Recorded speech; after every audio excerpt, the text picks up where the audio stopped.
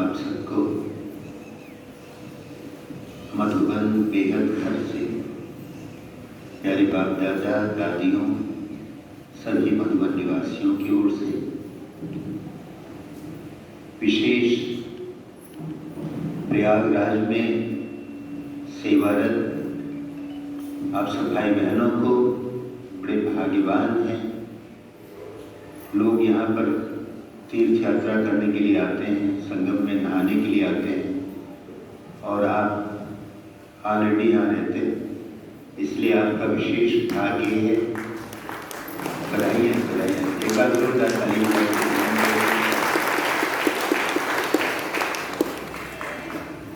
और दूसरा भाग ये है कि आपको कमांडर बहुत अच्छी मिली, सेना रूहानी कमांडर हमारे जो बहुत अच्छे ढंग से इसको लेकर के चल रहे हैं। तीसरा देवी के दिन है, समय की सूचना मिलती रहती है, अब घर चलना है, अब घर चलना है। तो आप सबको नए जीवन की, बाबा के बनने की, ईश्वरी परिवार में आने की और विशेष सेवा में सम्मिलित होने की आज मैं अपना भी आपके साथ सौभाग्य अनुभव कर रहा हूँ, तो अपने आप को भी आपके साथ बधाई दे रहा हूँ। एक बार और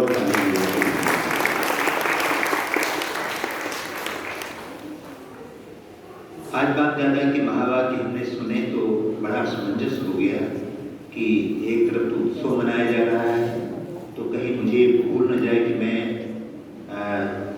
इस सभा में आया हूँ, कमल बहन की स्मृति सभा में, और कहीं यहाँ उत्सव मनाना न शुरू करूँ, कल्चरल प्रोग्राम शुरू न कर दूँ। लेकिन ये भी ख्याल में आया कि बाबा तो कहते हैं कि बच्चे तुम्हारा एक दिन उत्सव नहीं होता है, तुम्हारा तो पल प्रतिपल उत्सव है। ब्राह्मण जीवन हर्षोल्लास से भरा हुआ, निरंतर प्रसन्न रहने का और हर बात में कल्याण का एक सुंदर सा सुनहरा अवसर देता है। ये सुंदर सा मौका है कि हम सब खुशियों के साथ हर दिन को एंजॉय करें, उत्सव मनाएं। बाबा अक्सर करके कहा करते हैं कि बच्चे, और हमने देखा कि मम्मा की भी विशेषताएं सुनाई जा रही थी, तो मम्मा के लिए भी था विशेषता कि मम्मा ने कभी कोई हार्ड पुरुषार्थ नहीं किया कि जो लगे बहुत मेहनत किया मम्मा ने नंबर 1 लेने के लिए। बड़ा सरल रहा, जो दिखाई नहीं पड़ा, लेकिन ऐसा नहीं कि मम्मा ने पुरुषार्थ बहुत सरलता से कर लिया, बहुत गजब की मेहनत थी। 2 बजे उठना, मम्मा को अमृत बेले उठ करके एकांत में बैठ करके और जो बाबा से मनन करती थी, वो वाकई सबके लिए बेमिसाल था।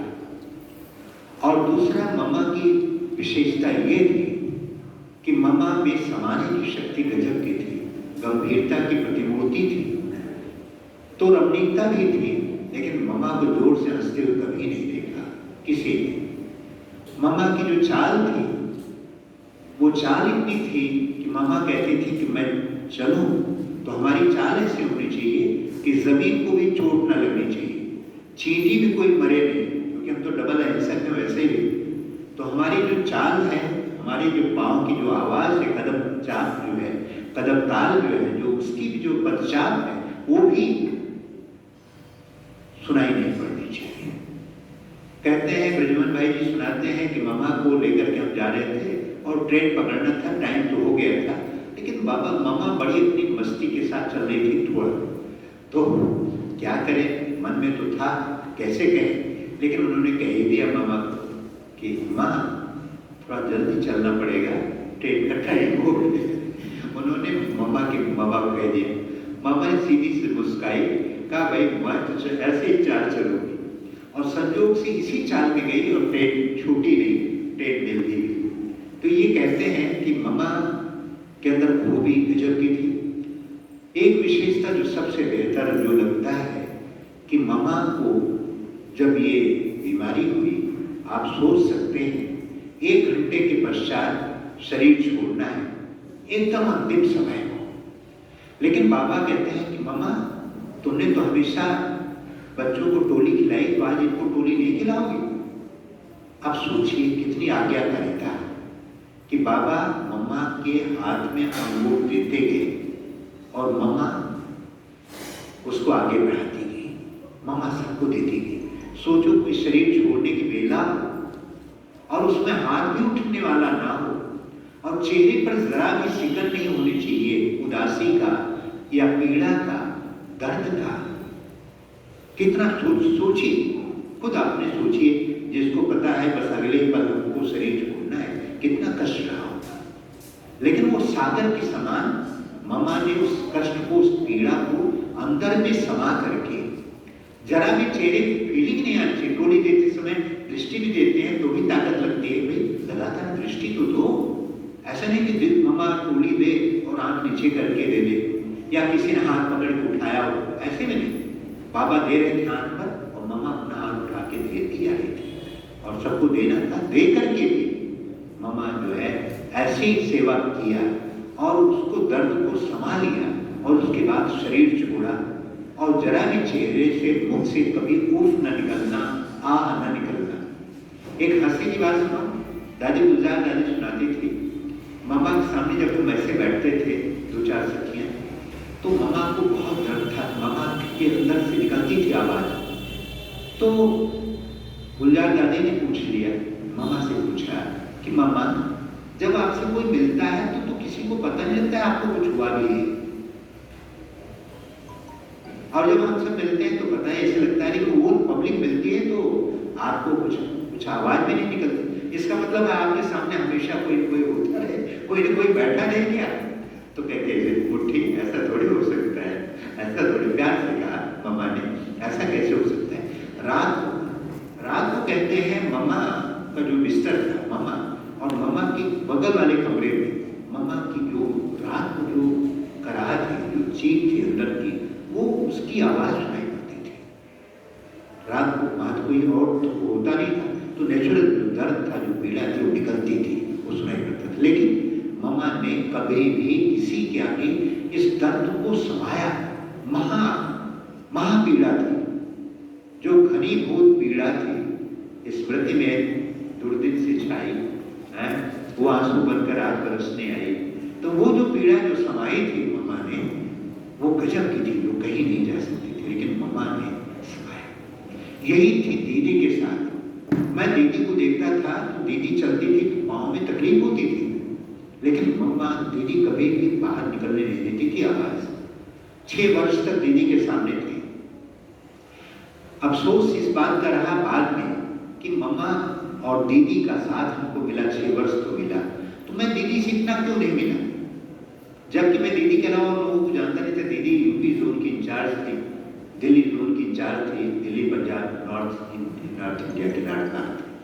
तो मैं याद है कि पहली बार मैं दीदी से जब मिला 78 में मिला, तो दीदी बाबा की कुटिया से चल के आ रही थी और जैसे बाबा के कमरे के पास एक आम का पेड़ है, आप सबने देखा होगा, वहाँ थी। मेरे पास दीदी जैसे गुजरी, मैं खड़ा हो गया, दीदी से दृष्टि लेने लगे, दीदी के सामने एकदम। मैंने कहा दीदी मैं रेवना से आया हूँ और दीदी मैं आपको गीत सुनाना चाहता हूँ। तो कहती गीत सुनाना चाहते? तो कब सुनाओगे? मैंने कहा दीदी जब आप कहें। मैंने कहा ठीक है दीदी। तो दीदी फिर पूछते कहाँ सुनाओगी? मैंने कहा दीदी जहाँ आप कहें। कहा अच्छा चलो मेरे साथ चलो। दीदी ले गई और जो बाबा का कमरा है और बाबा के कमरे के बाजू में जो मम्मा का कमरा है, वो दीदी जी का ऑफिस, दीदी जी का कमरा होता था। दीदी जी का वहाँ लेकर गई और मुझे दरवाजा बंद किया और दीदी केवल थी, शायद मुझे याद नहीं और कोई रहा होगा। नहीं, मैं दीदी को खूब अच्छा गाना एक दो सुनाया दीदी को। तो दीदी का ठीक है सुनाया। तो मेरी ये पहली मुलाकात थी, इतनी ढिठाई तो थी, मैंने सुना तो दिया, लेकिन दीदी जब किचन से गुजरती थी, मैं भोजन बनाया करता था, तो खड़े होकर सब काम छोड़कर दीदी को एक टक देखता था। वाह दीदी वाह, कमाल की दीदी है। दीदी हमारी मुखिया है, ईश्वरी विश्वविद्यालय की मुखिया है। दीदी बड़ी दीदी क्यों मैं समझता था, दीदी बड़े घराने की है, बड़े परिवार की है। दीदी की जो प्रशासन की जो व्यवस्था थी, जो कुशलता थी, वो बड़े गजब की थी। हम भाइयों के कमरे में दीदी और दादी बिना बोले हवा बोलती थी, बस चलो आज इनके देखते हैं। और जैसे कमरे में जाते थे हड़कंप मच जाता था, भागने लगते थे, कोई इधर भागता कोई उधर भागता था। देखता था कि देखे भाइयों का, अरे दीदी आई जल्दी भागो, जल्दी सबसे समेटो अपना काम। आप जान सकते हैं कि कैसे रहते हैं हम सब। लेकिन दीदी और दादी ऐसे पहुँच के मुआयना करने के लिए पहुँच जाती थी, जायजा लेने के लिए कैसे रहते हैं, फिर सिखाती थी। देखो विश्वरत्न दादा कितनी अच्छी अलमारी सजाते हैं, उनका एक बार कमरा जाके देखो कैसे सेट करके रखते हैं। तुम भाइयों को आता नहीं, तुमको गोपी बनना नहीं आता है, तुमको कभी गोपी भी बनो, भाई अपने भाई ही समझते रहोगे। ऐसे करके बहुत अच्छा, बड़ी गजब की पालना थी।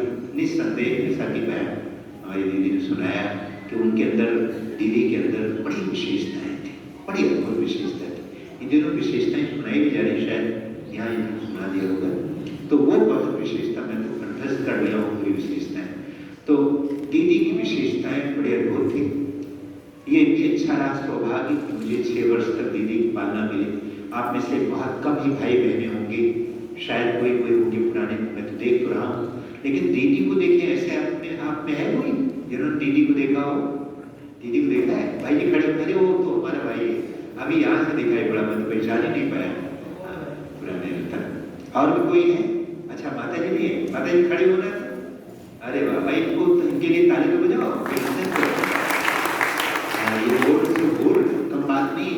आजकल तो पूछने की दादी प्रकाश मणि को देखा है तो वो भी बड़े मुश्किल हो जाते हैं, कैसी स्थिति बनी। अब तो हमारे पास सब दादियां प्रस्थान कर रही हैं, सबका संकल्प एक ही है, अब घर चलना है। मैं भी सोचता हूँ कि पल पल ऐसे हो रहा है, लेकिन बाबा कहते हैं ऐसे थोड़ी चलना होगा कि बस सोच लो चल दो। चलने से पहले कुछ करना भी है। हम अपने जीवन को उमंग और उत्साह से भरा हुआ बनाएं। हम अपने जीवन के द्वारा, अपने चाल चलन, अपने व्यवहार के द्वारा एक ऐसा मिसाल प्रस्तुत करें कि लोग देखें तो बिना ज्ञान सुनाए और बिना कुछ कहे कि हमें भगवान मिला है या परमात्मा का अवतरण हो चुका है, ये कहने की आवश्यकता न पड़े, बल्कि वो सामने दिखाई पड़े। लोग पूछें आपसे, भाई आप बड़े मस्त रहते, आपके घर में कोई भी, कितने लोग कोरोना में चले गए फिर भी आप मुस्कुरा रहे, फिर भी आप मुस्कुरा रहे। हमारे यहाँ कोई शोक सभा नहीं होती, शोक संवेदना नहीं होती, बल्कि हमारे यहाँ तो हर चीज को देखिए, किसी भी कोई को कभी रोते हुए देखा ही नहीं जाता है। और यहाँ तो रोना बिल्कुल मना है। बाबा कहते हैं रोता कौन है? तुमको तो रोना ही नहीं है, तुमको तो पतियों का भी पति मिला है, तुमको तो कौन मिला है जरा सोचो तो सही। और हमको जिसको भगवान मिला है वो भी रोता रहे तो लोग सोचें इनको शायद कोई इंसान मिल गया होगा दूसरा, भगवान कैसे सोचेंगे। इसलिए हम अपने मिलन का इजहार, परमात्मा प्राप्ति की खुशी अपने जीवन से व्यक्त करें। आप मेरी 7 बात नोट कर लें सतीश भाई की, 7 बातें, 7 बातों से आप अपने जीवन को एक उत्सव बना लें। जिस तरह से आज बाबा ने कहा, हमारा हर पल खुशियों से, उमंग से भरा हुआ उत्सव होना चाहिए। प्रथम जब आप सवेरे उठते हैं तो अपनी दिनचर्या का वहीं से परिवर्तन शुरू करते हैं। 69 में बाबा के मंदिरों में शुरुआत थी। बाबा ने दिनचर्या में अमृत वेले से परिवर्तन शक्ति को प्रयोग में लाओ, इस तरह की मुरली चलाई और पूरा सुबह से लेकर शाम तक कैसे कैसे संकल्प से हम अपनी दिनचर्या का आरंभ करें। तो मैंने भी जब आज से 40 वर्ष पूर्व मैंने अपनी यात्रा शुरू की मधुबन निवासी बनने की, तो उस यात्रा की शुरुआत में मैंने 2 बात का पक्का कर दिया था। एक तो पहली बात ये कि मैं मधुबन निवासी बन गया हूं तो मधुबन की दिनचर्या मेरी अपनी होनी चाहिए। तो मेरी अपना मैंने संकल्प किया, जो दिनचर्या मधुबन की है वही मेरी। तब से लेकर आज तक मैंने, ये रिकॉर्ड है कि अमृत वेला का योग कभी मिस नहीं किया। 40 वर्ष हो गए। ये मैं ताली बजाने के लिए नहीं कह रहा हूँ, लेकिन मैं आपको इसलिए बता रहा हूँ कि अगर ईश्वरीय जीवन जिया जाए तो ईश्वरीय नियमों और सिद्धांतों से प्रेम नहीं, केवल मैं गाना बनाता जाऊँ, बाबा आपसे प्यार मुझे बहुत है, मैं कैसे बताऊँ शब्दों में, मैं केवल यही गाता रहूँ तो कोई विश्वास नहीं होगा। मुझे बाबा से प्यार है, मुझे ईश्वरीय परिवार से प्यार है, मुझे बाबा से प्यार है, मर्यादाओं से प्यार है, मुझे बाबा से प्यार है तो ईश्वरीय नियमों से प्यार है, मुझे बाबा से प्यार है तो अमृत वेले से और बाबा की मुरली से प्यार है। ये चीज हमारे जीवन में होना चाहिए। मैं जब कहीं पहुंच जाऊं तो लोग सोचे मधुबन निवासी हो तो ऐसे, ये मधुबन निवासी हो गए। ये मैंने लक्ष्य बनाया और आज मुझे बहुत खुशी है कि आपके बीच में ऐसे के माध्यम से अनुभव सुनाने के लिए बैठा हूँ। तो जो भी गीत बने हैं वो हमारे अनुभवों से विनिश्चित हुए, निकले हुए हैं। जैसे कि आपने सुना होगा, ये मैं जब स्वराज अधिकारी बनता हूँ तो उसमें है, मस्तक सिंहासन पे हम आत्माएं, राजन बने और शासन चलाएं, कर इंद्रियां कर्मचारी हमारी, त्रिकुटी बीच दरबार अपना सजाएं, करें मंत्रणा अपने मन मंत्री से, समाचार पूछें सजग सुंदरी से, बड़ी सावधानी से इस राजधानी को माया की छाया से पल पल बचाएं, मस्तक सिंहासन पे हम आत्माएं, राजन बने और शासन चलाएं। बुद्धि का मुंसिफ बड़ा न्यायकारी, बुद्धि का मुंसिफ बड़ा न्यायकारी, मैं राजा की राजी सुखी जनता सारी, सुसंस्कारों की सेना सजग है, जो दुर्गुण के दुश्मन से धोखा न खाएं, मस्तक सिंहासन पे हम आत्माएं, राजन बने और शासन चले। खुदा दोस्त की हम पे है छत्र छाया, खुदा दोस्त की, जब ये गीत लिखता हूँ तो उसमें सोचता हूँ हिंदी के अच्छे अच्छे शब्द हैं, खुदा दोस्त सोच करके लोग क्या कहेंगे, लेकिन अगर हमारे परिवार में कोई दूसरे भी लोग भाई बहने बैठे कहते अच्छा तो खुदा दोस्त भी कहते, बड़े मगन हो जाते हैं, वैरायटी चीजें मिल जाती है। तो खुदा दोस्त की हम पे है छत्र छाया, जो खोया था स्वराज्य फिर से दिलाया। ये जो भी गीत बजा तुम सासी बाबा, जो पहले वाला गीत है वो तो हमारा बहुत पहले का है, यज्ञ का बना हुआ बाबा के समय का, वसुधा की संचल। लेकिन ये जो गीत बजा तुम सासी बाबा आज से 25 साल पहले बनाया था। ये विद्या बहन के पिताजी जो ज्ञान मास्टर थे हमारे, विद्या बहन जो कानपुर जोन के इंचार्ज हैं वहाँ पर, तो विद्या बहन के पिताजी ने 10,000 गाने लिखे, मैंने तो 5,000 ही लिखा, 10,000 रोज लिखते थे और कहते थे गाओ, मैं खड़ा हो जाता, शुरू हो जाता था। तो उन्होंने गीत लिखा, तुम सा हसीन बाबा कोई नहीं जहां में, तुमने हंसी बनाया 9 लाख इस जहां में। तो मैंने कहा 9 लाख थोड़ा ठीक नहीं है, मैंने उसको बदली कर दिया और पूरा गीत इन्वॉल्व किया। इसको 19 ट्रैक में 19 बार में महेंद्र कपूर जी ने गाया, 19 बार। तो महेंद्र कपूर जी जब आए हमको मिले, हमारे मिलना हुआ, मैंने पूछ भी लिया, मैंने उन्होंने पूछा कि आपका परिचय, तो मैंने बताया कि तुम साक्षी बाबा ये गीत लिखा। कहते आपने लिखा? ये तो ओम व्यास बोलता है कि मैंने लिखा। मैंने कहा आप ओम व्यास को जानेंगे, हम तो आप कौन जानेगा, इसलिए उनको बताना जरूरी है। धुन तो उन्होंने बनाया, कहा बड़ा अच्छा गीत था और हमने ऐसे ऐसे करके बनाया, उन्होंने अनुभव सुनाया। तो ऐसे ऐसे गीत, कालजयी गीत जिसको बाबा आते हैं और बाबा जब जाते हैं तो इसको बाबा गोइंग सॉन्ग बोलते हैं अपने मधुबन वाले और दूसरे लोग। तो ऐसे ऐसे गीतों की रचना है, तो वो अनुभव मैं सुन करके आज भी ताज्जुब करता हूँ। तो कहने का भाव ये है कि सवेरे उठे तो पहला संकल्प आपने सबसे पहले बाबा को प्रेम पूर्ण प्रणाम करें। ये आपका पहली नजर का प्यार, ये जितना गहरा प्यार होगा उतना ही आप दुनिया में सुरक्षित रहेंगे। नहीं तो हर एक बार कोई थोड़ा प्यार कर ले, पल भर के लिए कोई हमें प्यार कर ले झूठाई से, तो लोग प्यार के लिए तरस रहे हैं, भाग रहे हैं। लेकिन बाबा ने हमको पहले ही प्यार से, उठती ही प्रथम प्यार से अगर नवाज दे तो बात ही मत पूछे। तो उत्सव के रूप में मनाए। सुबह सुबह उठो कहते कहते, सुबह सुबह उठो कहते कहते, सुबह सुबह उठो कहते कहते, ओ प्यारे बाबा नमस्ते नमस्ते, ओ प्यारे बाबा नमस्ते नमस्ते, प्यार से कहो मुस्कुराते हंसते हंसते, प्यार से कहो मुस्कुराते हंसते हंसते, ओ प्यारे बाबा नमस्ते नमस्ते, ओ मीठे बाबा नमस्ते नमस्ते। गुड मॉर्निंग बाबा, good morning good morning, good morning बाबा, गुड मॉर्निंग।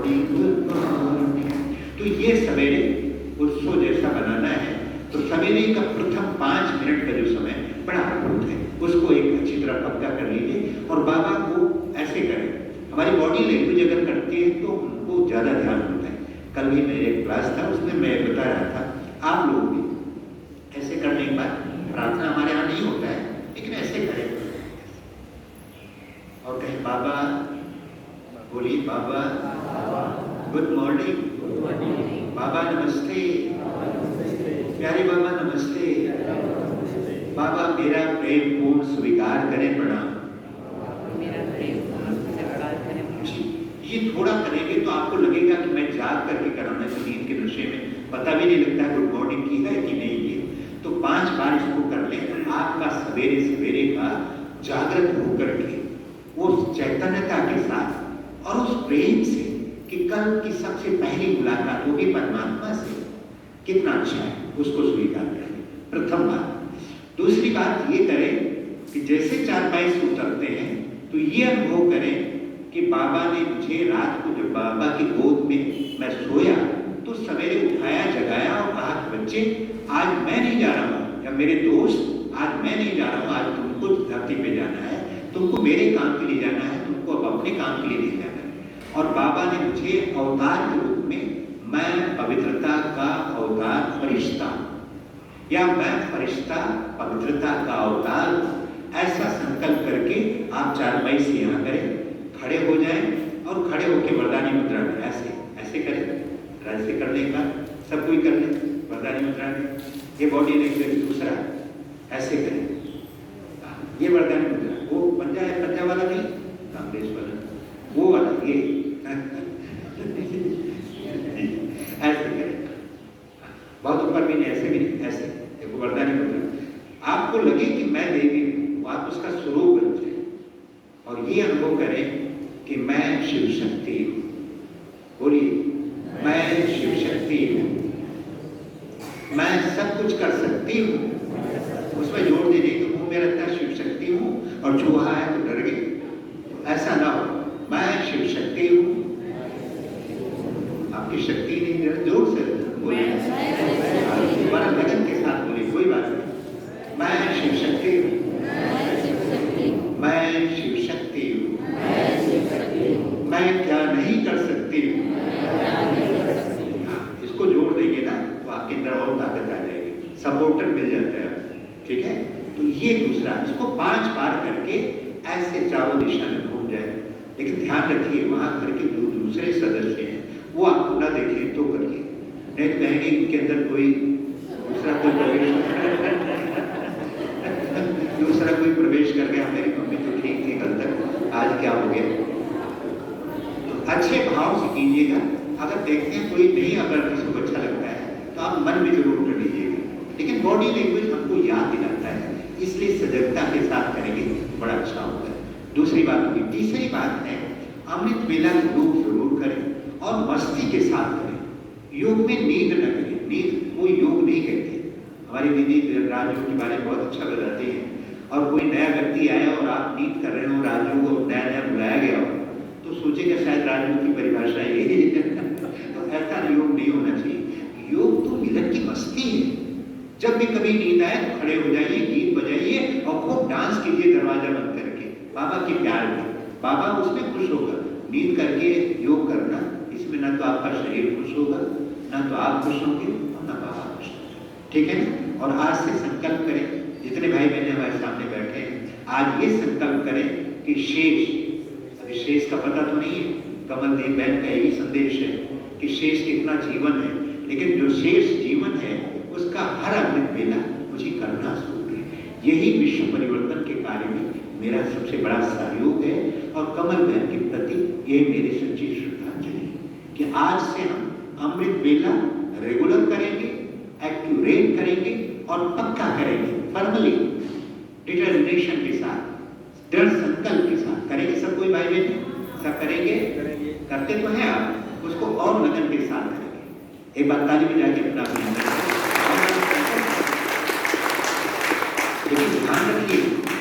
ध्यान रखिए, वो मिकी माउस बाबा ने बात किया ना, वो पास में सुन रही है। जैसे आप संकल्प करेंगे तैसे परीक्षा लेने के लिए आ जाएगा। तो आप सवेरे उठकर याद में बैठना है, लेकिन योग में खूब मस्ती से बाबा को याद करना है, ठीक है। बाबा बहुत अच्छे अच्छे गीत इसलिए बनाए। एक बार हमको किसी बहन ने कहा, हमारी बड़ी बहन, कि भैया मृत्यु के ऊपर गीत चाहिए, मृत्यु सभा होती है, शोक सभा होती है, तो सतीश भाई गीत बना दो मृत्यु के लिए। मैंने गीत तो बना दिया, 8-10 गीत बना दिए मृत्यु के ऊपर, लेकिन मैंने दिया नहीं रिकॉर्ड करने के लिए। वो मांगती रही या रह गया, कुछ बात हो गई। मैंने कहा हमारे यहाँ भाई बहने को पता तो नहीं होता है कब कौन सा गीत बजाना है। हो सकता है बर्थडे पर अगर रिकॉर्ड करा दिया और बर्थडे को कहीं मृत्यु डे पर भी वो डेथ डे का गीत बजा दिया है तो बड़ा गड़बड़ हो जाएगा।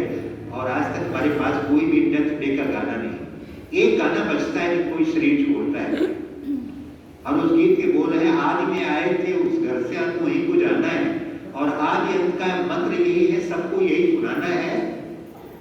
क्या सुनाना है? अब घर जाना है, अब घर जाना। दीदी के समय में गीत बना, और ये गीत दीदी के लिए जो बना वो कभी भी शरीर छोड़ता है कोई, तो ये गीत जरूर बजता है, यही गीत बजता है। जबकि इसमें कोई शोक की बात नहीं, इसमें संदेश। तो हमारे यहाँ कोई शोक सभा नहीं है, कोई दुख की घड़ी नहीं है। जो आगे चल रहे हैं वो हमारे लिए मार्ग प्रशस्त कर रहे हैं, तो हम पक्का करते हैं। एक दिन क्या हुआ, मैं ऊपर छत पे 11 बजे रात को लगभग सोने जा रहा था, 4 टिक रहा था, एक गीत बजने लगा। तो मैंने कहा ये गीत बज रहा है, अब घर चलना है, ये कहाँ से बज रहा है? मैं घबराहट में आ गया, नीचे उतरा तो देखा तो हमारा जो पहरे वाला भाई है वो, उसको बड़ा गाना ही अच्छा लगता है, उसको पता नहीं कि ये गीत तभी बजता है, वो बजा रहा है रात। मैंने कहा भाई बंद कर देते से, नहीं तो भी लोग भीड़ इकट्ठी हो जाएगी, इसको बंद करो, अभी नहीं बजाओ, ये कभी कभी बजता है किसी किसी मौके पर। तो कहने का भाव है योग को आनंदित होकर करें। और नेक्स्ट बात है कि मुरली को आप ध्यान से सुने। इस मुरली को जो आज सुनाई गई, मैंने कविता भी लिखी है, बनाई है, मेहनत करके बनाया है। मैं लास्ट में अगर दीदी कहेगी समय होगा तो भी सुना दूंगा, और नहीं तो आप सुनते ही रहते हैं और सुनाते रहते हैं, हमारी तो अपना ये है। तो वो कि हर रोज गीत की एक दिन कविता पहले बना देता हूँ, दूसरे दिन सेवाधारियों को अमृत मेले की जो मुरली सुनाई जाती है उसको सुन लेता हूँ। उसके बाद फिर मैं रूटीन को याद करके, मुरली का जो मेन पॉइंट से याद करके मुझवानी में सुना देता हूँ। फिर दिन में उस पर गीत भी बनता है, और फिर शाम को अगर क्लास होता है तो उसको और मंथन करता हूँ। कोई मिलते हैं क्लासेस के, वो और करता हूँ। इतना करने के बाद भी भूल जाता हूँ। तो मैं सोचता हूँ जो एक बार मुरली सुनता है वो कहता है ना, बकरी पाती खाते है ताकि गाड़ी खा लो, जो बकरी को खाते ताकि कौन आवा। तो अगर जो 5-6 बार पढ़ने के बाद भूल जाता है, हम भूल जाते हैं, तो आप जो एक बार पढ़ते हैं तो क्या हालत होगा आप सोच लीजिए। शाम तक भूलते रहो कि आज मुरली थी, साकार मुरली थी, ये भी मुश्किल हो जाता है, बड़ा मुश्किल हो जाता है। इसलिए मुरली पर बहुत अटेंशन दे, क्योंकि मुरली ही हमारे जीवन की बागडोर है। हमारी दीदी सच्ची मस्तानी गोपिका थी, बड़ी गजब की स्टूडेंट थी, और जिसको बनाती थी बाबा का उसको पक्का स्टूडेंट बनाती थी। एक लालचंद वत्स से थे, सुप्रीम कोर्ट के वकील थे, और हाई कोर्ट के जज थे गुप्ता जी। इन दोनों को ऐसा दादी जी ने ऐसा स्टूडेंट बनाया कि आज कोई भूलता नहीं। उन्होंने दिन मास समय घड़ी घंटा वो सब कुछ लिख दिया था, इतना दिन हो गए दीदी ने मुझे बनाया। तो ये सब सीखने की बात है, हम सब रेगुलर रूप से। और जब पढ़ें तो आज भी मैंने क्लास में बताया कि है तो छोटी बात है, लेकिन मेरा मन कह रहा था कि दादियाँ तो नहीं कहती हैं, बड़े भाई बहनें नहीं कहते हैं, थोड़ा अच्छा भी नहीं लगेगा, लेकिन मेरा मन आज कह रहा था कि काश कि जब हमारे टीचर बहन जो बाबा की प्रतिनिधि हैं, जब मंच पे आए, सवेरे मुरली सुनाए आए, कि हम सब मिल करके शांति से खड़े हो जाए, खड़े होकर के ऐसे अभिवादन करें। हम सब गॉडली स्टूडेंट हैं, टीचर आए और स्टूडेंट ऐसे बैठे, थोड़ा नींद में बैठे, थोड़ा ऐसे बैठे, कितना खराब लगता है। आपको क्या विचार है? ऐसा होना चाहिए? होना चाहिए ना? तो एक बार ताली बजा के बाबा नहीं कहेगा, दादियाँ नहीं कहेंगी, दीदियाँ नहीं कहेंगी, कोई नहीं कहेगा, लेकिन हमारा आदर भाव है कि हम खड़े हो जाए, दीदी बैठ जाए तो हम भी बैठ जाए, वो ना भी बोले बैठ जाओ तो भी बैठ जाए, लेकिन दीदी के बैठने के बाद। दूसरी बात ये मैं चाहता हूँ कि जब मुरली पूरी हो जाए तो जो हम नमस्ते करें, बाबा खड़े होकर के दरवाजे के पास तक जाते जाते भी नमस्ते करते थे, अगर हम भी नमस्ते कर लें, चलते खड़े हो जाए, एक बार खड़े हो जाए, आज का यादगार रह गया। आप कर लें, मेरे आगे माइक है तो मैं बोलता हूँ, आगे बोलिए। अच्छा मीठे मीठे सिके लगे बच्चों प्रति माता पिता बाप दादा का यार प्यार, गुड मॉर्निंग और नमस्ते। हम रूहानी बच्चों की रूहानी माता पिता बाप दादा को यार प्यार, गुड मॉर्निंग और नमस्ते। सदा रहो हंसते, बन जाओ फरिश्ते और चलो अपने घर के रास्ते। और ताली बजाएंगे। ओम शांति, ओम शांति। बहुत अच्छा, आप सबने बड़े ध्यान से सुना। और एक बात अंतिम रह गई, सबकी बात, वो है कि कर्म योग करते हुए, छठवीं बात, कर्म योग करते चलते फिरते 5 रूपों का अभ्यास है, वो कर लीजिए, जो मैं करता हूँ और जो आज सुनाता हूँ। एक बार मेरे साथ एक्शन के साथ कर लें, ये भी बॉडी लैंग्वेज में आता है। यहाँ पर करें, हाथ रखिए। मैं ज्योति सितारा,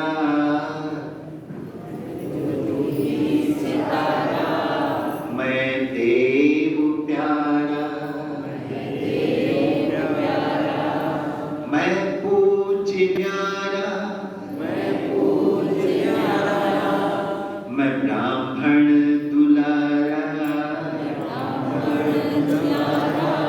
फरिश्ता पधारा, मैं ज्योति सितारा, मैं देव प्यारा, मैं पूज्य न्यारा, मैं ब्राह्मण दुलारा, फरिश्ता पधारा। कितना अच्छा है। एक 5 सेकंड भी होता है, 5 सेकंड में जाते हैं। ताली बजा के अभिनंदन करिए। जो पहले 5 बार नहीं होता था, बाबा ने कहा 18 बार, 20 बार, 25 बार करो। अब उसी को हम 50 बार से लेकर 100 बार तक कर देते हैं। कितना सरल है। 1 सेकंड जाइए, मैं ज्योति सितारा, फिर सतयुग में आ जाइए, मैं देव प्यारा, फिर मध्य युग में आ जाइए, मैं पूज्य न्यारा, फिर संगम युग में आइए, मैं ब्राह्मण दुलारा, और फिर फरिश्ता पधारा। हो जाए, फरिश्ता बन जाइए। कितना अच्छा है ना? अच्छा, एक बार और ताली बजा दें। बहुत देर सारे कभी वक्त मिला, मैं आपको और सुनाऊंगा। बहुत देर हो गया, मैं क्षमा चाहता हूँ। वहां पर वॉकिंग करता हूँ, ऐसे जॉगिंग करता हूँ, ऐसे चलते चलते बिना दोहराए।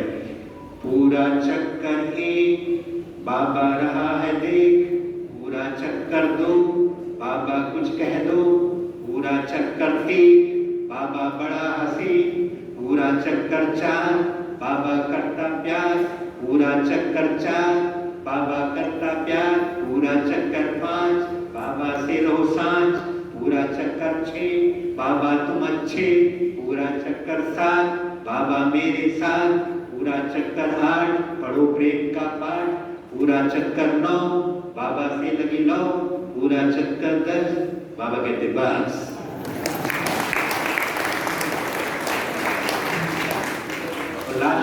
लास्ट बात कि सोए तो दोनों हाथ ऐसे कर लें, दोनों हाथ करें।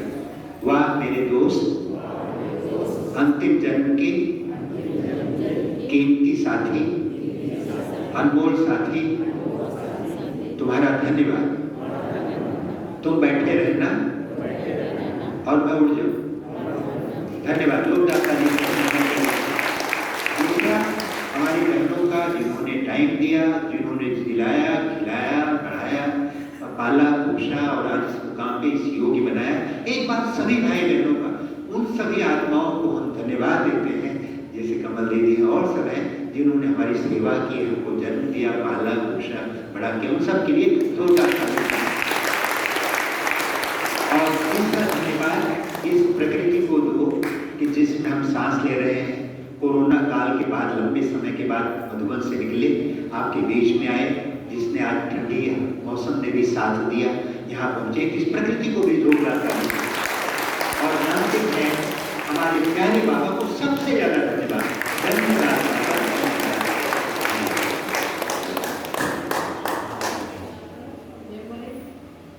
भैया